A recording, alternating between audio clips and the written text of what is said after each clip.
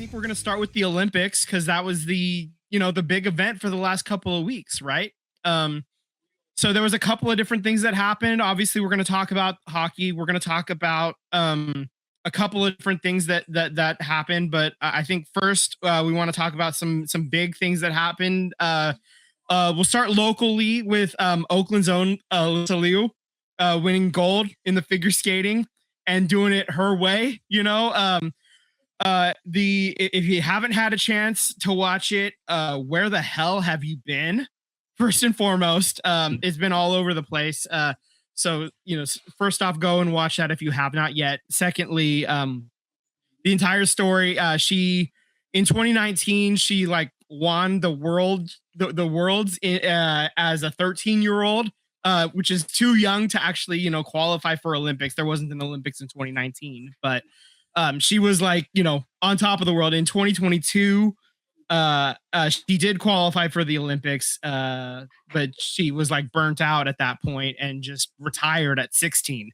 And then so she steps away at age 16 in 2022. She's like, I'm done. I'm quitting. I'm out. And then because it was just burnout and just the way that they train you as specifically as a figure skater, just it's insane and it's wrong. And there's a lot of like very unhealthy things that happen. Let's just phrase it that way. We don't need to go too heavy into it. But so then a couple of years later, she goes off, she lives her own life, figures out who she is as a person, all that good stuff. And then she's like, you know what? I'm down to come back, but I'm not down to like, starve herself or anything like that. So she comes back. She has a better mental picture of herself as an athlete. She's not gonna, do crazy things, but she's having fun out there. She's just she's just out there doing her own thing. She calls it her art. She's out there to show the world her art is what she's doing. And her art is pretty damn good. In fact, good enough to get a goddamn gold for not just USA, but for Oakland, So hell yeah. Just really impressive show. And yeah, it was she's been all over the internet and it's just been a lot of fun to see. And a lot of as she's skating off the ice, she goes, "That's what I'm fucking talking about," right? So that was a lot of fun to see. And then she goes, "Shout out Oakland," because there was some guy like holding up an Oakland flag right behind like the camera she's skating off to. So that's great. Yeah, it was just a lot of fun to see that happen in real time. And it was great when she shouted out FJF. That was yeah. So I actually sent a picture to the group chat. If Alyssa Liu sells the team and moves to Vegas, I'm gonna lose it, as somebody tweeted out. So just it's been overall just really good feelings about Alyssa Liu specifically. It's just been a really great story for America and the internet as a whole, but really the Bay Area and the East Bay especially. Like we've been getting a lot of really good feelings out of that. Just we need good stories right now. Not a lot to be feeling good about, but that's one that we really just kind of latched on. We're like, yes, this is a good story. We're gonna hold on to that, and so that's a good one. Another good story coming out of the Olympics is Michaela Schifrin, who's basically the greatest skier basically of all time. She had a brutal 2022 Olympics. This Olympics started off just as bad. She had 3 falls in the first 6 races to start these games. But Wednesday in the slalom, she won gold with 2 near perfect runs. It's the first medal of any kind since 2018. So it's just been a long time coming. But like outside of the Olympics, she wins 2/3 of her races. She's that good. And she's been winning since 2014 in Sochi, Russia. So she's just an all-time great skier. And it was just for whatever reason, the Olympics have been just kind of her bugaboo for the last couple of cycles for 2022 and the start of 2026. But she figured it out, got the ship righted. And that's been another really good one. What other Olympic stories before we dig into hockey have caught your eye? The cheating scandals of Yeah. curling has just been really wild. Yeah, we talked a little bit about it last week, but yeah, just the fingers, the Yeah, extra. like what like clearly he's doing, the Canadians were doing this. It's what I saw, so Yeah, clearly they were doing it. So I don't understand their point of view of being like, it's a hit job. They're picking on us. Like, so I don't understand that. But yeah, that's been the craziest thing that I've seen as far as like out of all the sports, I didn't expect that to be such a hot topic around the world. right. It's kind of funny. There's been curling on every single day, and it's not reruns. I mean, unless it's like a replay from earlier that day, but it's like been like action from earlier that day. It hasn't been like stuff from like way earlier in the tournament. It's been curling. Like they made a distinct effort to make sure that there was curling on um every day of the tournament, and not just like they really stretched it out, and they made sure to broadcast every single event. I guess there must have been something that the Olympic Committee saw where there was a lot of people watching curling, and so or a lot of people excited about curling, so they really fed it to us, man. And that in turn made a lot of people pay attention to possible cheating. So so there we go. It was just kind of just kind of one fed into the other for sure. And now we're talking about it, and so we're gonna get even. I don't know how it's possible, but I'm sure we're gonna get even more curling in the next cycle. And who knows? Maybe we'll actually get some curling outside of the Olympics. There's rumors about some NFL players like getting some curling leagues started, uh, outside of the Olympic times. And I think that would be kind of cool to be able to, turn on ESPN 8, the Ocho, and see curling happen, I think that would be a lot of fun to be able to watch something like this happen. Like I'd like to see some of these sports get some shine outside of the Olympic time, and you just don't really get to see a lot of this happen outside of hockey, obviously, because it's it's a major sport. But the rest of these sports, the Olympics are really the only time they get to shine.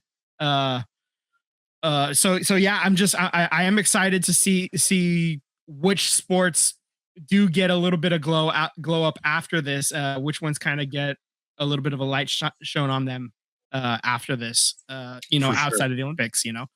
Maybe this is a chance for curling to get something to happen in the off season, outside of the Olympics. Yeah. So okay. So let's talk hockey. Oddly enough, for both the men and the women, it came down to USA versus Canada in the gold medal match, and both of these games went to overtime. And the USA won both of them. Wow. By 2-1 score.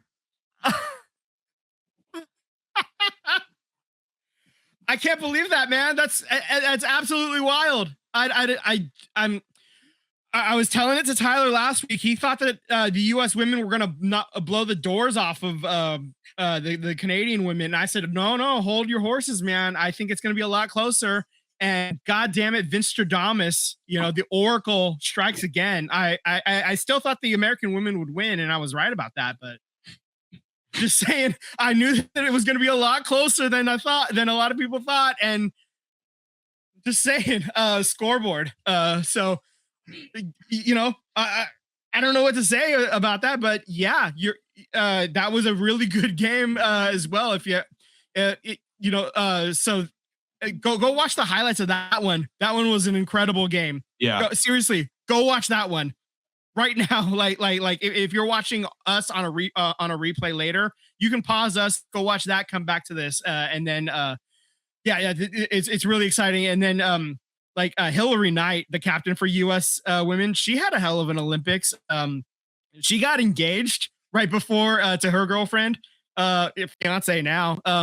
right before the gold medal game. So that was fun. Congrats to Hillary Knight. So, you know, she's leaving Italy with a couple of prizes there, you know, There you so go. good on you, you know, stick taps for her, you know. All right.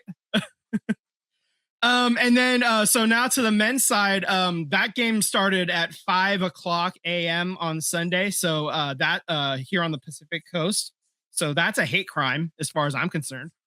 Um, but as we said, the U.S. men ended up winning in overtime. I do have a couple of gripes. First off, obviously the start time. They wanted to start the game a little bit earlier because they wanted to be able to have the players, I guess, there for the closing ceremony or something like that.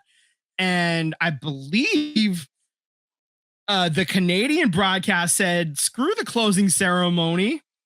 Nobody cares about that. You know, like nobody at this game cares about the closing ceremony. Like no, I didn't watch the closing ceremony. I just watched. As soon as the gold medal game was over, I Mhm. was like, I don't care.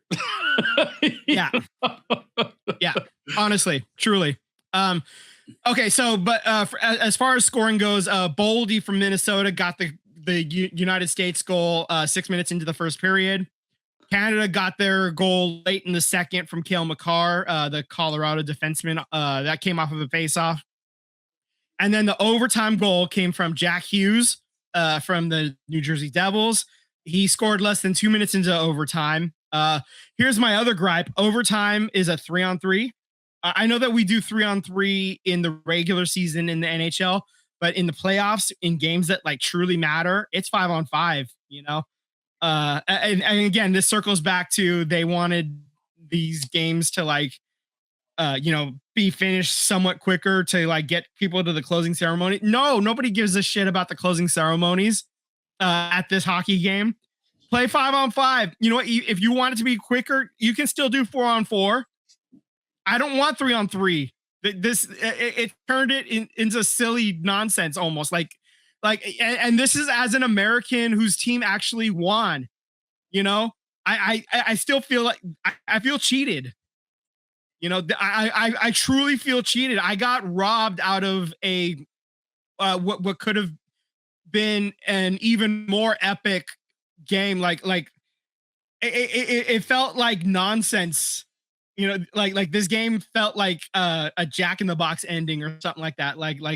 It was just a magic trick, a skills competition or something. It was just a lucky break, really, is what happened. And then Jack Hughes put it away. Absolutely a hell of a shot. He ripped it home. It was great. Don't get me wrong. And he absolutely earned it. I love that. I can't believe McKinnon missed that shot though. Yeah, it was an absolute brutal miss. Wide fucking open, and he missed it. And Connor Hellebuck, the United States goalie, he plays for the Winnipeg Jets. He stopped 41 out of 42 shot attempts, a 976 save percentage for those keeping track at home. Connor McDavid was named the tournament MVP. Yeah, so Macklin Celebrini was named to the All-Star team for the tournament. That was not surprising at all for anybody who watched the tournament. Cale Makar also to the tournament, and Quinn Hughes as well, and Juraj Slavkovsky, I believe is how you say it. Yeah, so these that was your Winter Olympic Games All-Star team. Yeah, so Macklin Celebrini had himself a hell of a tournament. He was the top goal scorer, and he had, I believe he was number 2 in total points scored as well. 5 goals, 5 assists, I believe was his final total. So he had a hell of a tournament, and yeah, just really put his mark on Team Canada, and he is gonna be playing for Team Canada for a very, very long time. And I'm super excited that he's on Team Teal in the off season for national best on best, you know.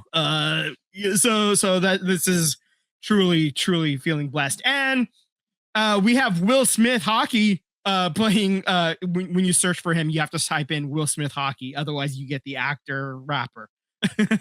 um so yeah, we have Will Smith hockey as well, who's going to be playing for Team USA probably in the next tournament in 2030. I believe he was probably, if he didn't get hurt this year, he was probably going to be one of the first couple of names out. Like he would have been like in the discussions, but then probably left off the team. But he would have been like right there, like kind of on the edge, on the bubble, and then eventually left off. But like it was, he's going to be in the running for the team next year, the next time around. So I'm really looking forward to seeing both of these young players as the years go. And the Four Nations, that tournament's coming back. Is it next year or the following year? The following year, so in 2 years. And it could be Four Nations, but the other thing it could be though is it might go to six, right?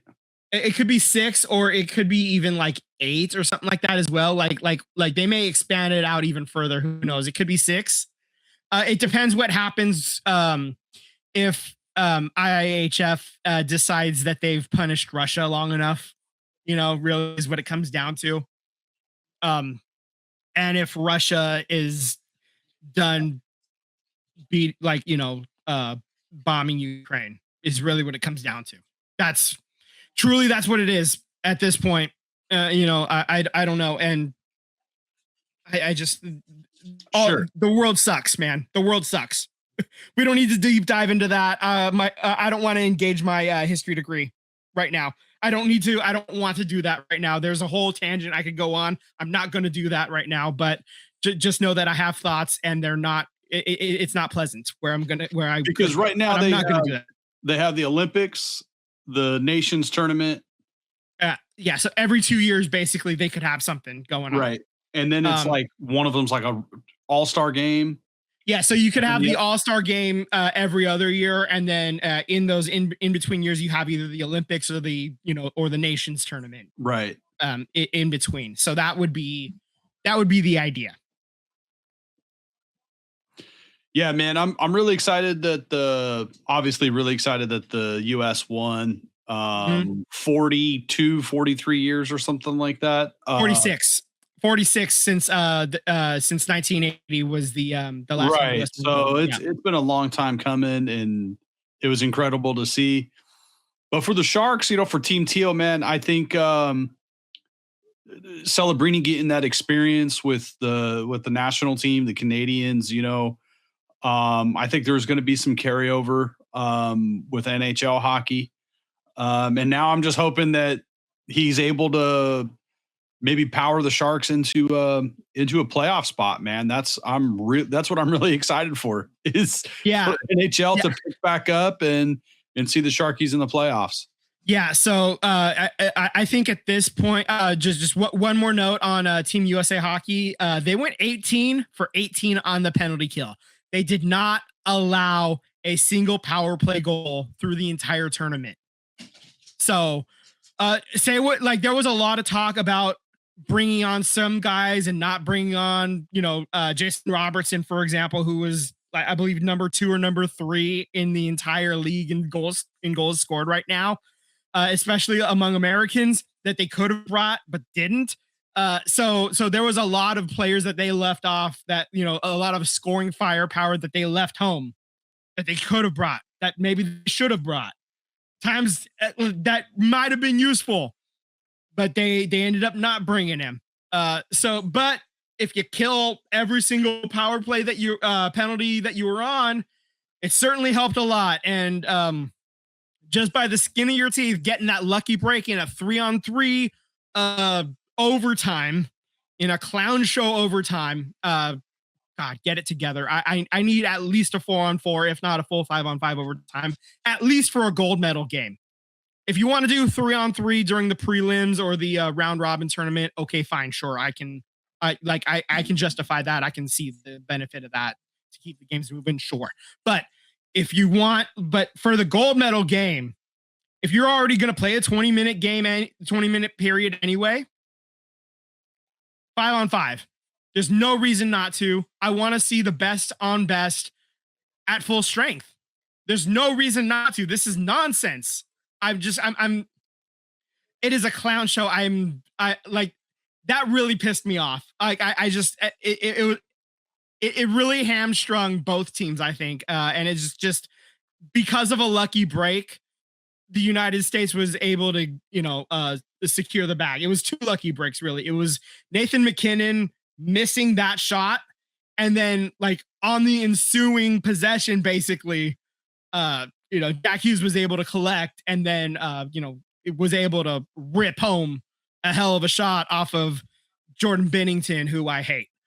So I don't really feel too bad about that part of it. But to back to the Sharks part of it, Macklin Celebrini sitting there pissed off, holding that stuffed animal that probably already got its head ripped off. Getting that silver, the picture of him, somebody I think on Reddit said, "Thanks, I hate it." It was just it feels like that this is definitely fuel to the fire. This could be something, you hang it up, you frame it, and you just remember this feeling of being so close to attaining, the goal of all goals, right?